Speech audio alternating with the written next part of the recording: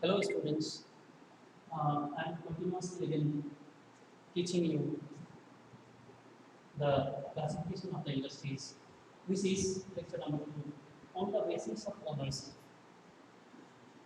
On the basis of ownership,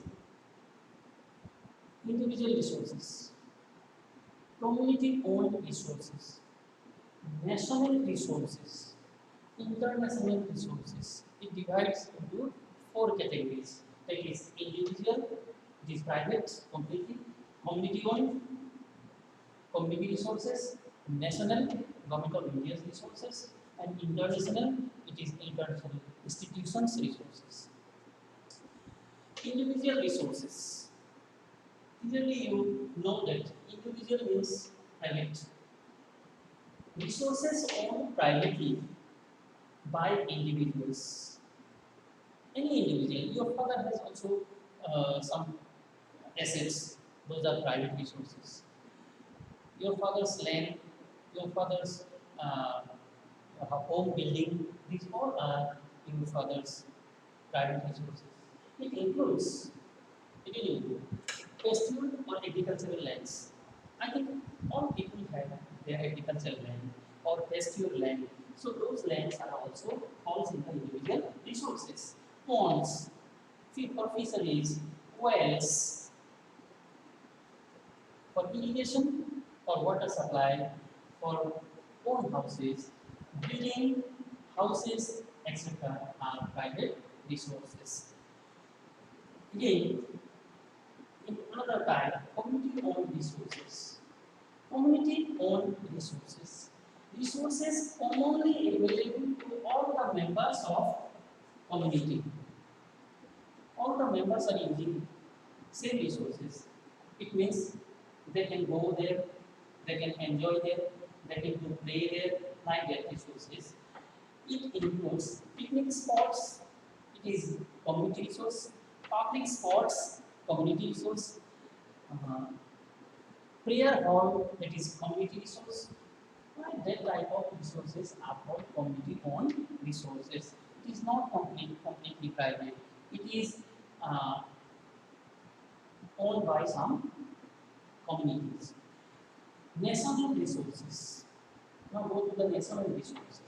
All the resources, in a way, are national resources. What does it mean? It means that as even private resources can be acquired by government good, common good. It means when government decides your land, then you have to keep your land. They will give some compensation to you. That is for the acquisition of road, for the making a good road.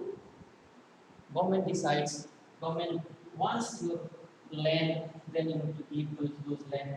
People are giving also, and you will get some compensation for that. That means all the resources of private also, it is owned by the government.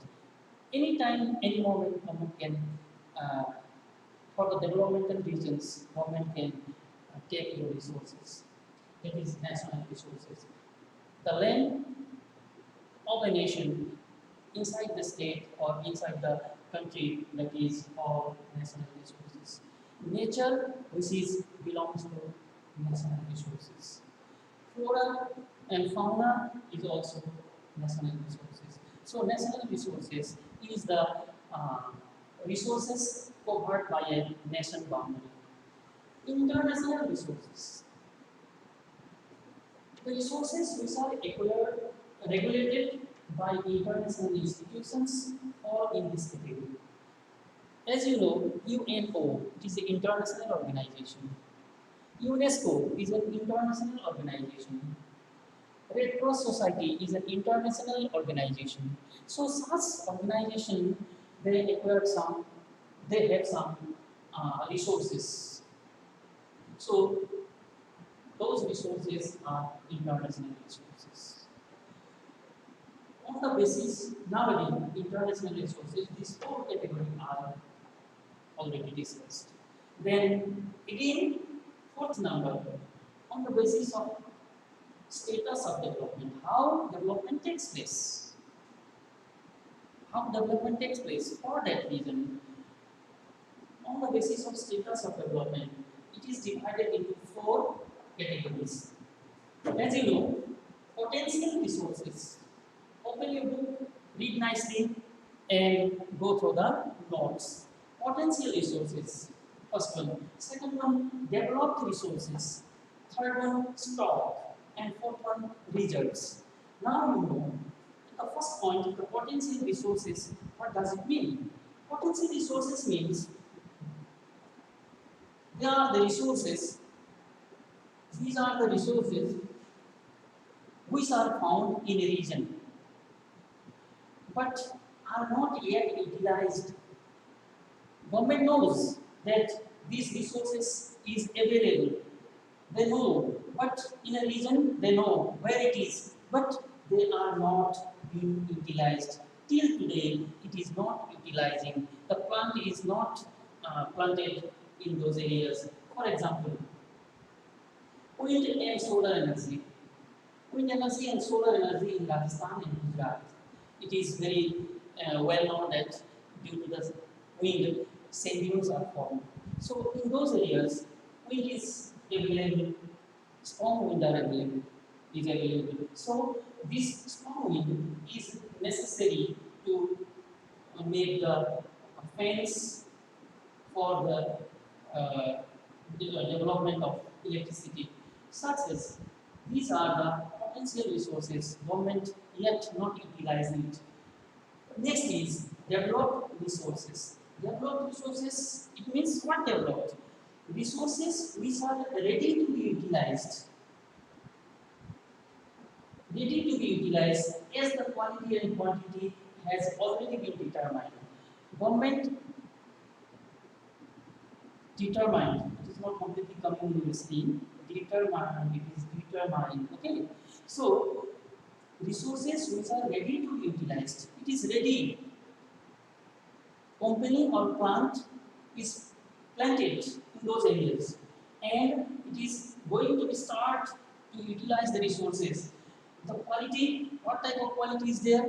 High quality or low grade quality, it is well known by for the companies or the authorities is the quality and the quantity. How much quantity is available in those areas that is known has already been determined. It is determined. So such type of resources are called developed resources. It is under the earth. It means inside the earth. It is available. They knows they are going to be utilized. Such type of resources are called develop resources. As you know, I have discussed from point number 1, biotic and abiotic. Point number 1, I have discussed about biotic and abiotic. Point number 2, I have discussed about exhaustibility, that is renewable and non-renewable. And point number 3, I have discussed about individual, community-owned, national resources and international resources. And again, point number 4, I have discussed about potential resources, developed resources, stock and reserves. Okay, boys, again I will do third lecture for the classification of resources.